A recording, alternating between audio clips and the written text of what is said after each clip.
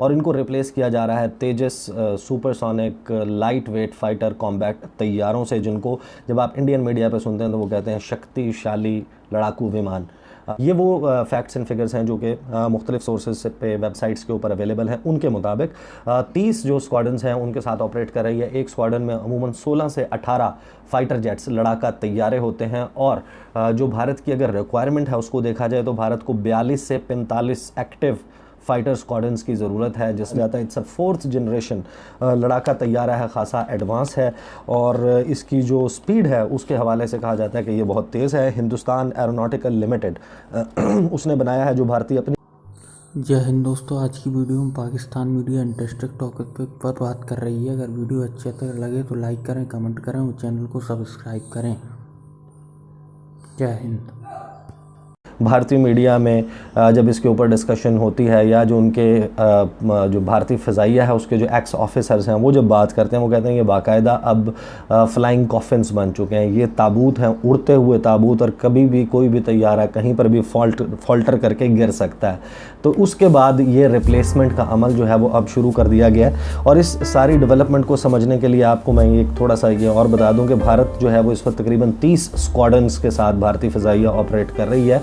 ये वो facts and figures हैं जो कि मुख्तलिफ सोर्सेज पे वेबसाइट्स के ऊपर अवेलेबल हैं। उनके मुताबिक 30 जो स्क्वाड्रन्स हैं उनके साथ ऑपरेट कर रही है। एक स्क्वाड्रन में अमूमन 16 से 18 फाइटर जेट्स लड़ाका तैयारे होते हैं, और जो भारत की अगर रिक्वायरमेंट है उसको देखा जाए तो भारत को 42 से 45 एक्टिव फाइटर स्क्वाड्रन्स की ज़रूरत है, जिसमें अगर शॉर्टेज देखी जाए तो भारतीय फ़िज़ाइया को इस वक्त तकरीबन 192 से लेकर 205 के दरमियान लड़ाका तैयारे हैं। जिनकी कमी है उनको मज़ीद स्क्वाड्रन्स चाहिए कि अगर उन्होंने चीन और पाकिस्तान के ट्विन थ्रेट का, जो कि उन्होंने ख़ुद क्रिएट किया है, उसका मुकाबला करना है। तो ये जो तेजस तैयारा है, इसके हवाले से मैं आपको बताऊं कि 1980s में इसकी तैयारी जो है उसके ऊपर काम शुरू हुआ था।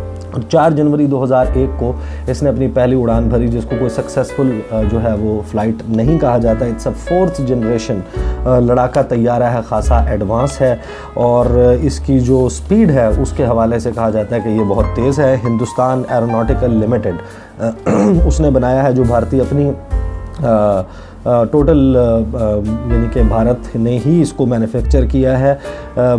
तेजस का जो नाम है ये अटल बिहारी वाजपेयी जो साबिक वज़ीर आज़म है उन्होंने रखा था, और ये संस्कृत का वर्ड है। इसका मतलब है ताकतवर। इसमें हवा में और हवा से ज़मीन पे मार करने वाले मिसाइल वो नस्ब हैं, ये दाग सकता है, इसकी सलाहियत रखता है, रॉकेट्स कैरी कर सकता है। अब तक जो है वो तकरीबन 3500 उड़ानें भर चुका है ये तैयारा। इसकी जो मैक्सिमम हाइट ये जहाज़ गेन कर सकता है वो है 52,000 फुट। इसकी बुलंदी को जो है वो ये इजीली अटेन कर सकता है। भारत के पास इस वक्त तकरीबन कहा जाता है कि 35 तैयारे जो हैं वो बिल्कुल रेडी हैं इसके। और जो MiG-21 है वो जो हालिया हादसात हुए उसकी वजह से ये सब कुछ उनको करना पड़ा।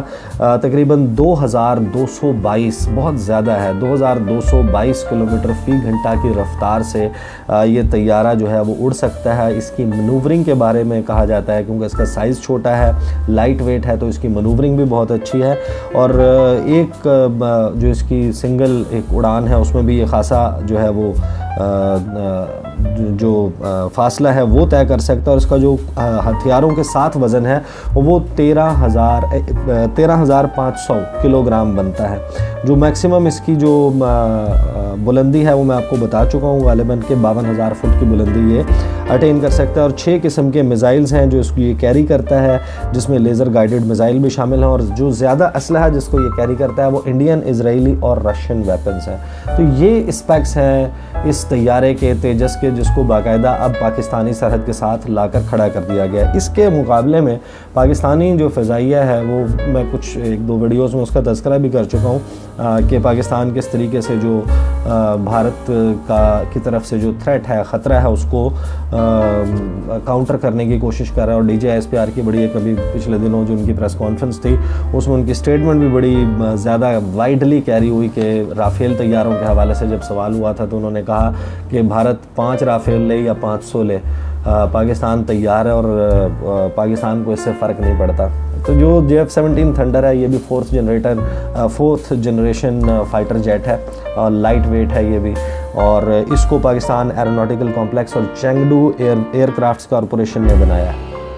30 जो इस वक्त इसकी जो स्पीड है वो 1960 किलोमीटर फ़ी घंटा है। इसकी जो परवाज़ ये जो हाइट गेन करता है वो है तकरीबन 55,512। इसकी बुलंदी जो है वो इजीली ये अटेन कर लेता है। इसमें satellite guided bombs, cluster bombs और ड्रॉप बॉम्ब्स। इसके साथ ही इसमें जो है एक ऑब्वियसली इसका जो सबसे बड़ा एज है पाकिस्तान को वो ये कि पाकिस्तान ने इसको ना सिर्फ ये कि एक्टिवली पाकिस्तानी एयरफोर्स के ऑफिसर्स ने, पायलट्स ने इसको एक्टिवली यूज़ किया, बल्कि कॉम्बैट मिशंस में भी ये इस्तेमाल हुआ है। It's a tested, trial and tested aircraft है। तो इसके ऊपर जब मैंने बात की जो एक्सपर्ट्स हैं जिनसे मैंने पूछा कि क्या वाकई तेजस का और अगर JF-17 थंडर का कंपैरिजन किया जाए, तो मैंने कहा जो मेरे जैसा बंदा है जिसको इतनी ज़्यादा समझ नहीं है इस हवाले से, मुझे तो स्पेक्स देखकर तो ये लगता है कि तेजस जो है वो बहुत ज़्यादा इससे एटलीस्ट JF-17 थंडर से ज़्यादा बेहतर है।